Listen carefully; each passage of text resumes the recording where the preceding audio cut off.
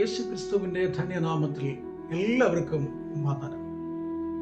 Emmanuel prayer മിഷന്റെ ഉറവ് എന്ന ഈ പ്രോഗ്രാമിലേക്ക് ഏവർക്കും ഹാർദവമായ സ്വാഗതം. കർത്താവിൽ പ്രിയരെ, നിങ്ങളെല്ലാവരും സുഖമായിരിക്കുന്നു എന്ന് കരുതുകയാണ്. എല്ലാ പ്രിയപ്പെട്ടവരെയും ഓർത്തുകൊണ്ട് ഞങ്ങൾ പ്രാർത്ഥിക്കുന്നു. സംഭവങ്ങൾ കൊണ്ട് നിറഞ്ഞതായിരിക്കുന്ന ഒരു ലോകത്തിൽ ഓരോ ദിവസവും നമ്മൾ അനുദിനം ജീവിച്ചു പോകുമ്പോൾ നാം കേട്ടുകൊണ്ടിരിക്കുന്ന വാർത്തകൾ അത് നല്ല സുഖകരമായ വാർത്തകൾ ആയിരിക്കില്ല.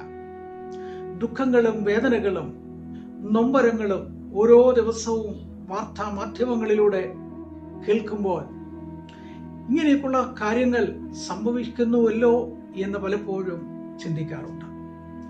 എന്തുകൊണ്ടാണ് ഇങ്ങനെ സംഭവിക്കുന്നത്?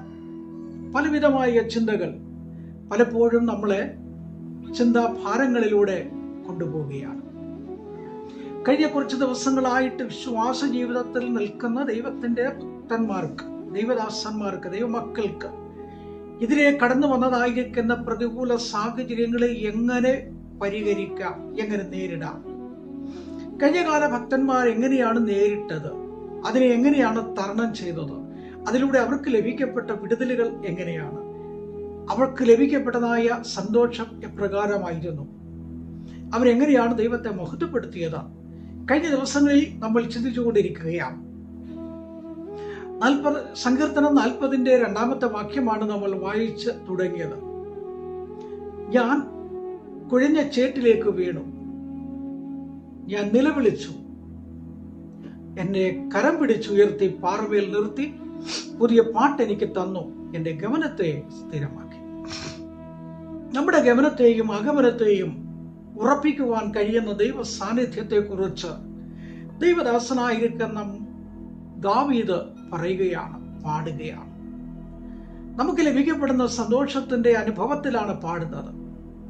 ലഭിക്കപ്പെട്ട സമാധാനത്തിൽ നിന്നാണ് പാടുന്നത്.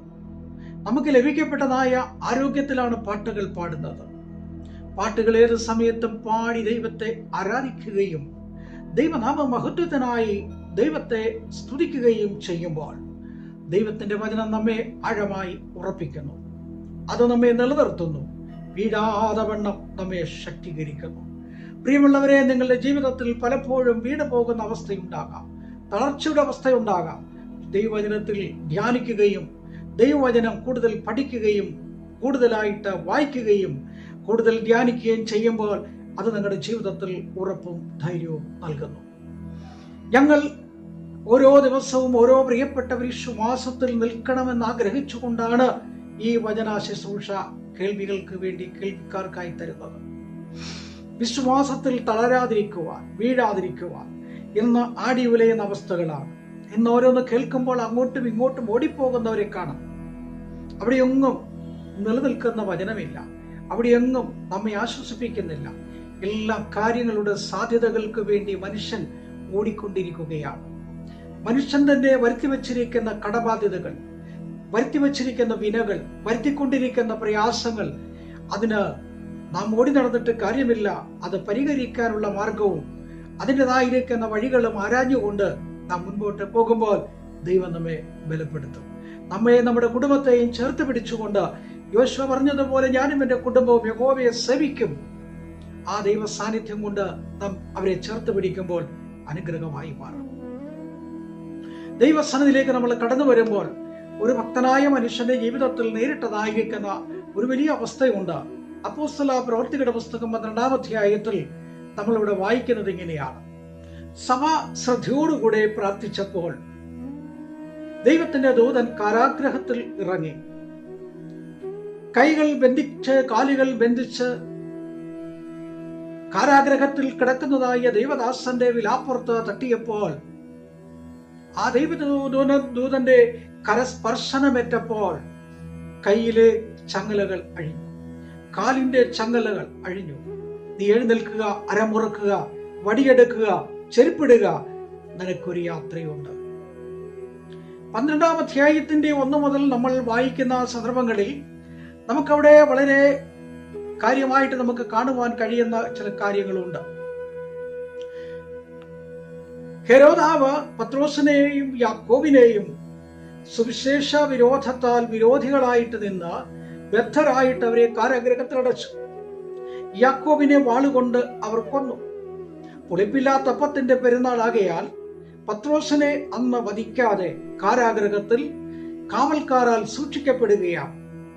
അപ്പോൾ അവിടെ വായിക്കുന്നത് അത് യഹൂദന്മാർക്ക് അത് സന്തോഷമായിരുന്നു. കാരണം കാരാഗൃഹത്തിൽ കിടക്കുന്ന ദൈവദാസന്റെ അവസ്ഥ അത് വേദനകളുടെ, നൊമ്പരങ്ങളുടെ ശുശ്രൂഷയിൽ തനിക്ക് ലഭിക്കപ്പെട്ടതായ അനുഭവമാണ്. അതിൽ സന്തോഷിക്കുന്ന കുറെ ആളുകളുണ്ട്. ഈ കാരാഗ്രഹം കാണുമ്പോൾ, ഈ വേദന കാണുമ്പോൾ അവിടെ ഒരു സഹതാപം വന്നില്ല, അവിടെ ഒരു സ്നേഹം പ്രകടിപ്പിക്കാൻ ആളില്ല, അവിടെ സമാധാനം വാക്കുകൾ കൊണ്ട് തന്നെ ആശ്വസിപ്പിക്കുവാൻ ആരുമില്ല. താൻ കാരാഗ്രഹത്തിൽ കിടക്കുമ്പോഴും അതിനകത്ത് കിടക്കുന്ന ദൈവദാസനെ നിന്ദിക്കുന്നവർ പുറത്തുണ്ട്, പരിഹസിക്കുന്നവർ പുറത്തുണ്ട്, വെല്ലുവിളിച്ചവർ പുറത്തുണ്ട്, വാദിച്ചു നിന്നവർ പുറത്തുണ്ട്. അവര് പുറത്തു നിന്ന് അവര് നിനക്കെതിരെ, ദൈവദാസനെതിരെ പോരാടുകയാണ്. എന്നെ കേൾക്കുന്ന സ്നേഹമുള്ള വിശ്വാസികളെ, നിങ്ങളുടെ ക്രിസ്തീയ ജീവിതത്തിൽ എത്രയോ അനുഭവങ്ങൾ ഈ പത്രോസിനെ പോലെ വന്നിട്ടുണ്ട്. നിങ്ങൾക്കെതിരെ സംസാരിച്ചവരില്ലേ? നിങ്ങൾക്കെതിരെ ആരോപണം പറഞ്ഞവരില്ലേ? നിങ്ങൾക്കെതിരെ നിന്ന അഴിച്ചുവിട്ടവരില്ലേ? നിങ്ങളെയും കുടുംബത്തെയും തകർക്കുവാൻ പദ്ധതി ഒരുക്കിയവരില്ലേ? നിങ്ങളെയും നിങ്ങളുടെ കുടുംബത്തെയും ഇല്ലാതാക്കുവാൻ ശ്രമിച്ച വ്യക്തികളില്ലേ? നിങ്ങളെ ജോലിയിൽ നിന്ന് എടുത്ത് കളയാൻ ആഗ്രഹിച്ചവരില്ലേ? ജോലിയിൽ തളർച്ച വരുത്തിയവർ പ്രിയപ്പെട്ടവരില്ലേ? ജോലിയിൽ അപവാദമുണ്ടാക്കിയവരില്ലേ? വിവിധ നിലകളിൽ തകർത്ത് കളയുവാൻ തക്കവണ്ണം പുറത്ത് ഒരു കൂട്ടം ആളുകളുണ്ട്. എന്നാൽ പ്രാർത്ഥിക്കുന്ന ചെറിയ കൂട്ടം ആളുകളേ ഉള്ളൂ. ഒരു വലിയ സമൂഹം ഒന്നായിട്ട് നിന്നുകൊണ്ട് പോരാടുകയാണ്. ഒരു സമൂഹം ഒന്നായിട്ട് നിന്നുകൊണ്ട് വാദിക്കുകയാണ്. ഒരു സമൂഹം ഒന്നായിട്ട് നിന്നുകൊണ്ട് പ്രതികൂലങ്ങൾ ഉണ്ടാക്കുകയാണ്. എന്നാൽ ദൈവത്തിന്റെ ദാസന് വേണ്ടി പ്രാർത്ഥിക്കുന്ന ഒരു ചെറിയ കൂട്ടം ആളുകളുണ്ട്. അവരെക്കാൾ വലിയ ശക്തിയുള്ള, പ്രാർത്ഥനയുടെ മഹത്വം അറിഞ്ഞ, പ്രാർത്ഥനയുടെ ശക്തിയെ തിരിച്ചറിഞ്ഞ, പ്രാർത്ഥനയുടെ അനുഭവങ്ങളെ തിരിച്ചറിഞ്ഞ ഒരു ദൈവത്തിന്റെ പൈതല. അവർ തളരുകയില്ല, ഒരു ഉറച്ചു നിൽക്കുകയെ തന്നെ ചെയ്യും. അവർ ഉറച്ചു നിന്നുകൊണ്ട് പ്രാർത്ഥിക്കും, പ്രാർത്ഥനയിൽ പോരാടും. യേശു കർത്താവ് പഠിപ്പിച്ചു, പ്രാർത്ഥിക്കണം. ഈ മല നീങ്ങിപ്പോകാൻ പ്രാർത്ഥിച്ചാൽ അത് നടക്കും. വിശ്വാസത്തോടുകൂടെ പ്രാർത്ഥിക്കുന്ന ഏത് മനുഷ്യനെയും ദൈവം വിടിവിക്കുക തന്നെ ചെയ്യും. വിശ്വാസം എന്നതോ ആശിക്കുന്ന ഉറപ്പും കാണാത്ത കാര്യത്തിന്റെ നിശ്ചയവുമാണ്. കാണാത്ത കാര്യത്തിന്റെ നിശ്ചയം അത് നിങ്ങളുടെ ജീവിതത്തിൽ ഒന്ന് പ്രാപിക്കണ്ടേ? ആ പ്രാർത്ഥനയ്ക്ക് ഒരു മറുപടി കിട്ടണ്ടേ? പ്രാർത്ഥനയുടെ വിടുതൽ നിങ്ങൾ അറിയണ്ടേ? അറിയണം. അതെങ്ങനെ അറിയണം? അനുഭവിച്ചറിയണം. അതെങ്ങനെ അറിയണം? രുചിച്ചറിയണം. അതെങ്ങനെ അറിയണം? അനുഭവിച്ചറിയണം. ആ പ്രാർത്ഥന അനുഭവം ജീവിതത്തിൽ വന്നു ചേരുമ്പോൾ നമ്മറിയാതെ ദൈവത്തെ മഹത്വപ്പെടുത്തി പോകും. ദൈവത്തെ സ്തുതിക്കും. ദൈവാരാധനയിൽ നമ്മൾ സജീവമായിട്ട് നിൽക്കും. അദൈവികമായ മഹത്വം അവിടെയാണ് അനുഗ്രഹം. ഒരു കാരാഗ്രഹത്തിൽ നിന്നെ അടയ്ക്കാൻ കഴിയില്ല. ഒരു ചങ്ങലയ്ക്ക് നിന്നെ ബന്ധിക്കാൻ കഴിയില്ല. ഒരു ചങ്ങലയ്ക്ക് കാലുകൾ ബന്ധിക്കാൻ കഴിയില്ല. നിന്റെ നടപ്പിനെയും നിന്റെ ജോലികളെയും നിന്റെ ശരീരത്തെയും നിന്റെ മനസ്സിനെയും നിന്റെ കണ്ണുകളെയും നിനക്ക് ലഭിക്കപ്പെട്ടതായ ആശയങ്ങളെയും കാഴ്ചപ്പാടുകളെയും ഇരുളുള്ളതായിരിക്കുന്ന മുറിക്കകത്ത് അടച്ചിടുമ്പോൾ അതറിയുന്ന ദൈവത്തിന്റെ സാന്നിധ്യം ഇറങ്ങി വരും. അത് വിടുവിക്കുക തന്നെ ചെയ്യും. കാരണം സഭയുടെ ശ്രദ്ധേറിയ ഒരു പ്രാർത്ഥന പുറകിലുണ്ട്. നിങ്ങൾക്ക് വേണ്ടി പ്രാർത്ഥിക്കുന്നവരുണ്ട്. നിങ്ങൾ അറിയുന്നില്ല, നിങ്ങൾക്ക് വേണ്ടി പ്രാർത്ഥിക്കുന്നു. ഞങ്ങളെ പോലെയുള്ളതായിരിക്കുന്ന ആളുകൾ നിങ്ങൾക്ക് വേണ്ടി പ്രാർത്ഥിക്കുന്നുണ്ട്. രാത്രിയുടെ യാമങ്ങളിൽ, പകലിന്റെ വേളകളിൽ സമയം വേർതിരിച്ചുകൊണ്ട് നിങ്ങൾ അറിയാതെ നിങ്ങൾക്ക് വേണ്ടി പ്രാർത്ഥിക്കുന്നു.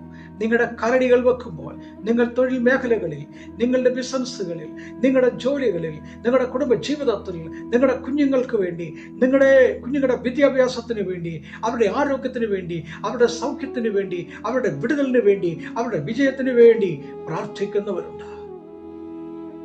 ആ പ്രാർത്ഥന നിങ്ങൾ അനുഗ്രഹമായി മാറും. അത് അനുഭവിച്ചറിയും. അതൊരു വലിയ വിടുതലായി നിങ്ങളുടെ ജീവിതത്തിൽ വന്നു ചേരുവാൻ ഇടയായിത്തീരും. അവർ ശ്രദ്ധയോടുകൂടെ പ്രാർത്ഥിച്ചു. കർത്താവിന് സ്തോത്രം. 5-ാം സങ്കീർത്തനം 3-ാമത്തെ വാക്യത്തിൽ വായിക്കുമ്പോൾ, രാവിലെ എൻ്റെ പ്രാർത്ഥന കേൾക്കണമേ, രാവിലെ ഞാൻ നിനക്കായി ഒരുക്കി കാത്തിരിക്കുന്നു. അതെ, രാവിലെ ഞാൻ നിനക്കായി ഒരുക്കി കാത്തിരിക്കുന്നു. നമുക്കൊരുങ്ങാം, നമുക്ക് ശക്തി പ്രാപിക്കാം. നമ്മെ തളർത്തുവാൻ കഴിയുകയില്ല. ദൈവം അനുവദിച്ചാൽ ഞാൻ എൻ്റെ വാക്കിൽ കൂടി അവസാനിപ്പിക്കുകയാണ്. അടുത്ത ദിവസം ഇതിൻ്റെ ഭാഗമായിട്ട് നമുക്ക് ചിന്തിക്കാം പറഞ്ഞുകൊണ്ട് ഞാൻ എൻ്റെ വാക്കിൽ കൂടി അവസാനിപ്പിക്കുകയാണ്. ഇഷ്ടമായെങ്കിൽ നമുക്കൊരുമിച്ച് നിങ്ങളുടെ വിഷയങ്ങളുമായിട്ട് കടന്നു വരിക. നമുക്കൊരുമിച്ച് പ്രാർത്ഥിക്കാം. കരുണയുള്ള ദൈവമേ, സ്വർഗ്ഗസ്ഥ പിതാവേ, അനുഗ്രഹിക്കപ്പെട്ട നല്ല സമയത്തിനായി കേൾക്കപ്പെടുന്ന പ്രിയപ്പെട്ടവരെ അനുഗ്രഹിക്കണമേ. രോഗികളായി കഴിയുന്നവരെ അനുഗ്രഹിക്കണമേ, വിടിവിക്കണമേ. കർത്താവെ, പഠിക്കുന്ന കുഞ്ഞുങ്ങൾക്കായി വിവിധയിടങ്ങളിലായിട്ട് അവർ പഠിക്കുന്ന കുഞ്ഞുങ്ങളുണ്ട്. കർത്താവെ സ്തോത്രം. അതേ സ്വദേശത്തും വിദേശത്തും ജോലി ചെയ്യുന്നവരുണ്ട്. അവരെ ഓർത്ത് ഞങ്ങൾ പ്രാർത്ഥിക്കുന്നു. വടക്കേണ്ടിയിലായിരിക്കുന്നവരുണ്ട്. കേരളത്തിലും വടക്കേണ്ടിയിലും, അത് ഗൾഫ് മേഖലകളിലും, യൂറോപ്യൻ രാജ്യങ്ങളിലും, അമേരിക്കയിലും ഒക്കെയായിട്ട് വിവിധ ഇടങ്ങളിൽ ജോലിയോടുള്ള ബന്ധത്തിലായിരിക്കുന്നവരുണ്ട്. ബിസിനസ് ചെയ്യുന്ന അനേക പ്രിയപ്പെട്ടവരുണ്ട്. വിദേശത്ത് പഠിക്കുന്ന അനേക കുഞ്ഞുങ്ങളുണ്ട്. ഉപരിപഠനത്തിന് പോയവരുണ്ട്. എല്ലാ പ്രിയപ്പെട്ടവരെയും ഓർത്ത് പ്രാർത്ഥിക്കുന്നു. എല്ലാവരെയും അനുഗ്രഹിക്കണം, മഹത്വം പങ്കെടുക്കണം. യേശുവിൻ നാമത്തിൽ തന്നെ ആമേൻ. Praise the Lord. ദൈവം നിങ്ങളെല്ലാവരെയും അനുഗ്രഹിച്ച് കാക്കുമാറാകട്ടെ. ഇഷ്ടപ്പെട്ടാൽ ഷെയർ ചെയ്യാം, സബ്സ്ക്രൈബ് ചെയ്യാം, ലൈക്ക് ചെയ്യാം. നിങ്ങളുടെ അഭിപ്രായങ്ങൾ വിലയേറിയതാണ്, അതറിയിക്കും. ദൈവം നിങ്ങളെല്ലാവരെയും അനുഗ്രഹിക്കും.